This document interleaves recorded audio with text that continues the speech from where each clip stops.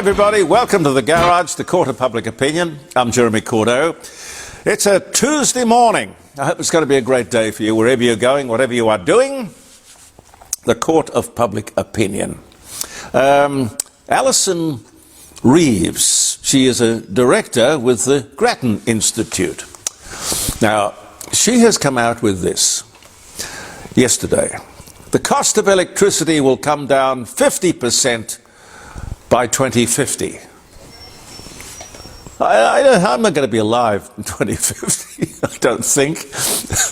Jeremy, you'll be 105. 105, yes. Well, there you go. Time to save money.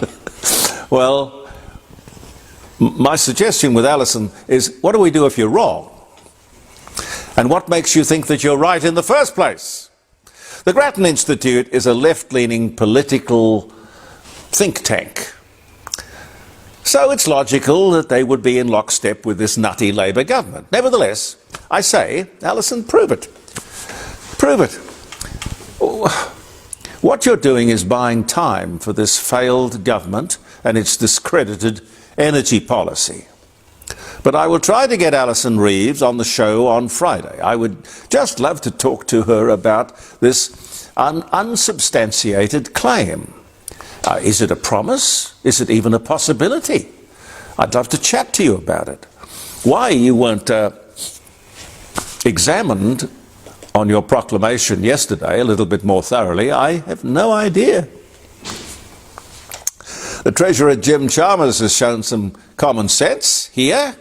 He's reversed his earlier decision to tax unrealised capital gains on superannuation. And he has indexed his 30% tax on super funds over 3 million. And there wouldn't probably be many, well, not around now.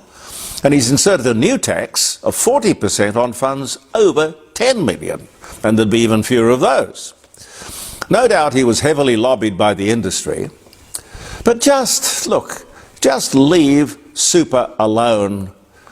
Don't keep moving the goalposts. It creates uncertainty, and we lose confidence and faith in the whole concept. New figures show that Victoria's economy is in steep decline. 9 out of 10, think about it, 9 out of 10 new jobs are in the public sector, meaning they're non-productive.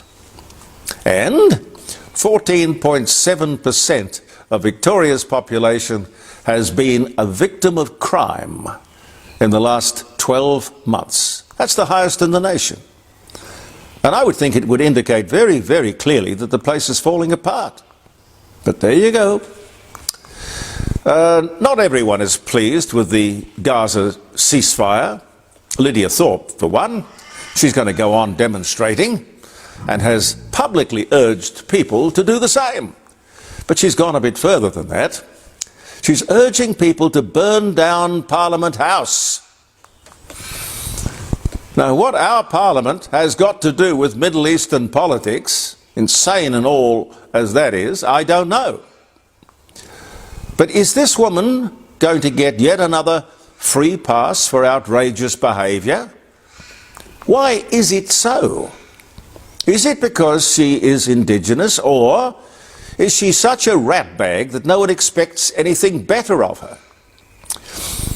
She wants these senseless, disruptive protests to go on and on every week. She doesn't like Donald Trump. His ceasefire isn't a good ceasefire, certainly not good enough. What's a good ceasefire? A ceasefire is a ceasefire. She's determined to keep the Palestinian protests going. From the river to the sea, Palestine will be free. Well, it takes more than just the desire to exist to justify your national presence. There are no jobs, no employment. The Gaza Strip is 100% reliant upon aid. What's the point? Women are going to go on having one baby after the other baby after the other baby with no visible means of support, lining up for aid. at the next truck stop? Should Lydia Thorpe be arrested for threatening to burn down Parliament? I say yes, definitely. Under, 5.3 of the Federal Criminal Code, it is an offence to threaten to damage Commonwealth property. If the standard you walk past is the standard you accept, this woman is an elected member of Parliament and should be held to a higher standard of behaviour, but she's not. But I'll bet she won't be. And what if someone, some maniac, does try to burn down Parliament House? Will she be held responsible for that? Incitement, perhaps? God knows, but we'll see. We'll watch it here in the Court of Public Opinion, ladies and gentlemen. Joan Anderson. I don't know if the name Joan Anderson rings any bells with you. Joan Anderson has died. She was 101 years old.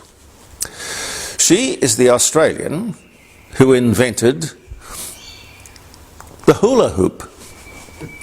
Did anyone have a hula hoop? No, I think it was lots of girls had hula hoops, I think. You need the shape. Yeah, I had to have the shape, I suppose, yes. Oh, the hula hoop became a huge success, a craze. And in the light of this climate change nonsense, we should have a closer look at crazes. The yo-yo was another craze. How do they start? Why do they start? Why do people take on a thing straight out of the blue? It must be the same thing that drives the followers of cults.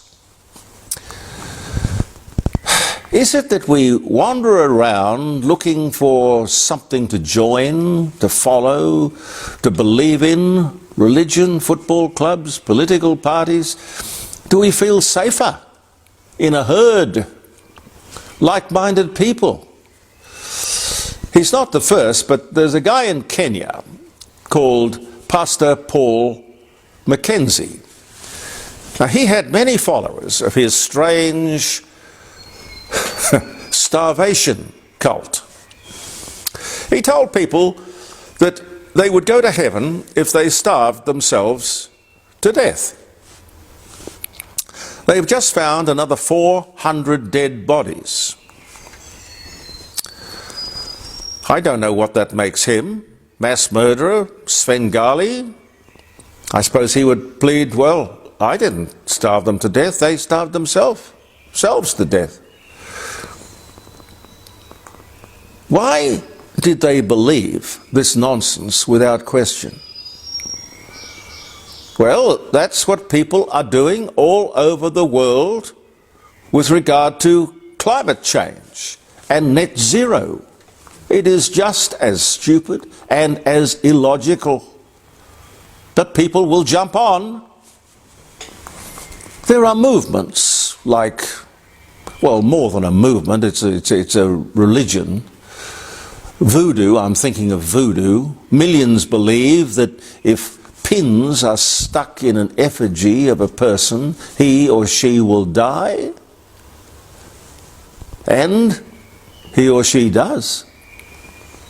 Aboriginals believe that if a bone is pointed at them by someone, they will die. And they do. There are people in South America and New Guinea who practice human sacrifice to appease the volcano gods, for example. People are expected or directed to throw their firstborn child into the volcano.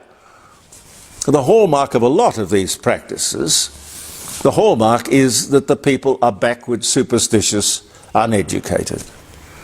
But that doesn't explain things like the Jonestown massacre. You remember? This guy, ordinary little bloke, set up his community, called it Jonestown, and told his people, his flock, to drink the poison that he had provided and kill themselves. And they did. Why? Does it happen in the animal world? Well, yes, I suppose it does. Lemmings, you know, and that's not a myth. They run following the lead lemon or lemming over the cliff. Is it the strength of the leader or the gullibility of the follower? The need to believe in something without question, to follow to the end. No doubt the biggest and perhaps the most dangerous cult at the moment is climate change. If you don't turn off your coal-fired power station and freeze in the dark, you will destroy the planet. Total rubbish, of course, but people believe it. Amazing. You've got a government in Canberra that is espousing it. I don't know. I really don't know. What else is around? I was looking at this youth market the other day, the obsession that we seem to have with youth. You know, the youth market is worth $2.5 trillion. People want to stay forever young. There are spas and there are wraps and there are saunas and there are retreats, all sorts of schemes and dreams, the pursuit of youth. Why? It's sort of nice while you've got it, but you know, move on. There's nothing worse than pursuing youth, I think. You know, stay fit, but don't become obsessive. Is it advertising? Don't know. But if they're concerned about productivity, to ignore the most experienced and wealthy section of society, that's older people, is nuts. But even the Pope is going down this road. The youngest ever saint in the Catholic Church, in the history of the Catholic Church. As a young man, 15 years old. Now I thought this was, I had to look to see it wasn't the 1st of April or something. But anyway, he was a gamer, that is somebody who plays electronic computer games. He has been beatified. Really? Is the Catholic Church so keen on getting a younger audience that you would do something like this? I don't know how beatification works. Yes, it was sad that this young man died so young, leukemia, I think it was. But a game-playing kid who spent his whole life on a computer or a game console, how does that qualify one for sainthood? God's influencer, technology, spreading the word to younger gamers? I don't know. Maybe it's something you could ring me on Friday and have a talk to me about that. We are here with the best wishes of the Rising Sun Inn, ladies and gentlemen. 60 Bridge Street at Kensington, 8333 0721. Grant and Jackie will take very good care of you. Regularly chosen as the best pub or inn in South Australia, having been built way back in 1845. This 25 years, a big one for them. And it's always a good idea to ring and book, by the way. They're open every day of the week, but not every lunch and every dinner. So give them a call. And Elder Fine Art Gallery in Melbourne Street, North Adelaide, with the last big auction of the year coming up. 2 beautiful buildings, and at the time of the auction, absolutely filled with art that's being offered around the world. You can talk to Jim or Helen Elder on 8267 2869. They're inviting people to submit notable paintings for this last auction of the year. And don't forget to call us on Friday. Our number around the dining room table, jeremycordeaux.com, 0491 65 68 60. Or you can get the app. The app is probably the best way of doing it. It's on, you go to and get from the App Store Simple Radio. It's called Simple Radio, and then you just look up the Court of Public Opinion or Jeremy Cordeaux, and there I will be, in the palm of your hand. Can I wish you a happy birthday or a happy wedding anniversary? And look at some of the things for which we remember the day. It's October the 14th. A. Milne's book, Winnie the Pooh, was released on this day in 1926, and it's remained a remarkable, firm favourite with kids forever. Australia votes against altering the Constitution to give Indigenous communities more rights in a referendum just exactly 2 years ago. 2023 was the year. This was the day. The Battle of Hastings, 1066 and all of that. William, Duke of Normandy, and his Norman army defeats the English forces of Harold II, who was killed in the battle. Got an arrow in the eye, as I seem to remember my history. Cliff Richard, English rock vocalist, Move It, Living Doll, We Don't Talk Anymore. Born in Lucknow, British India, on this day in 1940. Now that would make him 90. 95. 95. Yeah. Thank you. 95. Sir Arthur Conan Doyle publishes The Adventures of Sherlock Holmes, a collection of 12 stories originally published and serialised in the Strand magazine on this day in 1892. Roger Moore, British actor, the Saint, James Bond, born London, died 2017, born this day in 1927. Errol Flynn, the Australian actor, Captain Blood, Robin Hood, dies of a heart attack at the age of 50. I was young. 1959 was the year. George Eastman patents the paper strip photographic film. 1884. I guess they had it on plates before that. Yeah. Erwin Rommel, German World War II Field Marshal, the North African campaign, the Battle of Normandy, known as the Desert Fox, commits suicide by taking a cyanide pill. He was 52 years of age. He had been implicated in a plot to kill Adolf Hitler. Well, you wouldn't want to do,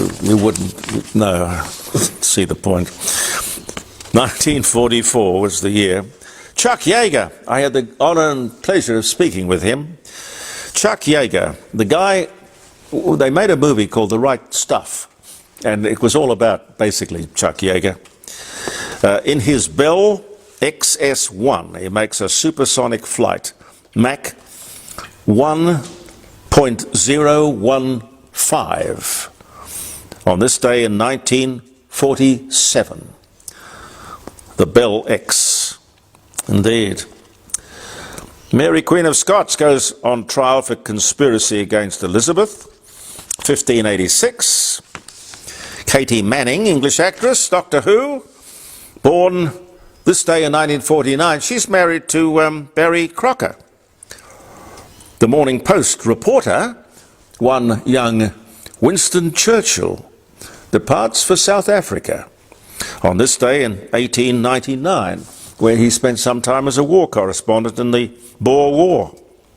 Bing Crosby, American singer, White Christmas, Peace on Earth, Little Drummer Boy, actor, Going My Way, dies of a heart attack at 74, and I had spoken to him, it must have been a couple of weeks before he went out on the golf course that day and did not come back, but he died doing the thing he loved, which was playing golf.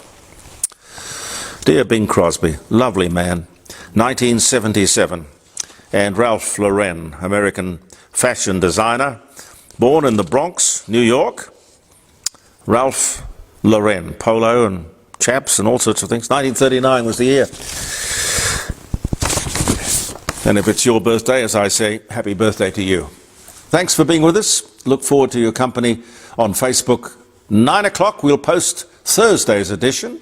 And then again, we'll see you on Friday around the dining room table. I'm Jeremy Cordeaux. Believe in yourself, and thank you for viewing the Court of Public Opinion.